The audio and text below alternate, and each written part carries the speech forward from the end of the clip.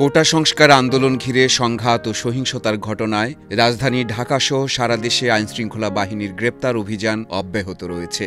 শুধুমাত্র রাজধানী ঢাকা থেকেই গত 2 দিনে 1117 জনকে গ্রেপ্তার করা হয়েছে বলে জানিয়েছে ঢাকা মেট্রোপলিটন পুলিশ ডিএমপি।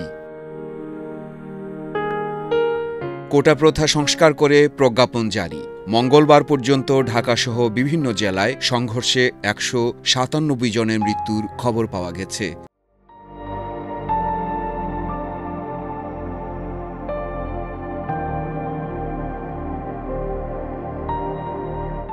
মৃত্যুর এই হিসাব কিছু হাসপাতাল, মরদেহ নিয়ে আসা ব্যক্তি ও স্বজনদের সূত্রে পাওয়া। সব হাসপাতালের চিত্র পাওয়া যায়নি।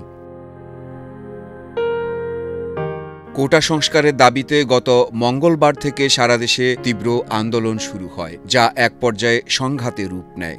গুরুত্বপূর্ণ ভবনে আগুন দেয়া হয়। ঢাকা, নারায়ণগঞ্জ সহ অনেক এলাকা কার্যত রণক্ষেত্রে রূপ নেয়। নরসিংদী কারাগারে হামলা চালিয়ে 8 শতাধিক বন্দী পালিয়ে যায়।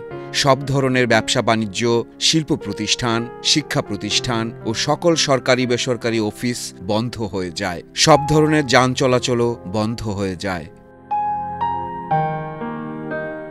বৃহস্পতিবার ও শুক্রবার সংঘর্ষে শতাধিক মানুষের মৃত্যু হলে শুক্রবার রাত থেকে কারফিউ জারি ও সেনা মোতায়েন করা হয়। এর আগে বৃহস্পতিবার রাত থেকে সারা দেশে ইন্টারনেট সংযোগ পুরোপুরি বন্ধ হয়ে যায়। কারফিউর মাধ্যমে আইনশৃঙ্খলা বাহিনীকে জনগণের মুখোমুখি দাঁড় করিয়ে দিয়ে সরকার জনগণকে চরম বিপদ ও দুর্ভোগের মধ্যে নিক্ষেপ করেছে বলে অভিযোগ করেছে বিএনপি। সংযুক্ত আরব আমিরাতে বাংলাদেশ সরকারের বিরুদ্ধে বিক্ষোভ করায় 57 জন বাংলাদেশিকে দীর্ঘমেয়াদে কারাদণ্ড দিয়েছে সেখানকার একটি আদালত।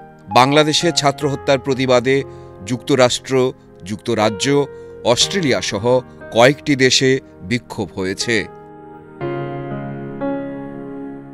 বাংলাদেশে ইন্টারনেট ও টেলিযোগাযোগ বন্ধ করে বহির্বিশ্বের সাথে সকল যোগাযোগ বিচ্ছিন্ন রেখে সরকার কর্তৃক ছাত্র হত্যার বিষয়ে উদ্বেগ প্রকাশ করে অস্ট্রেলিয়ার ফেডারেল সিনেটর এবং সাবেক কূটনীতিক দেব শর্মা ভিডিও বার্তা প্রদান করেছেন।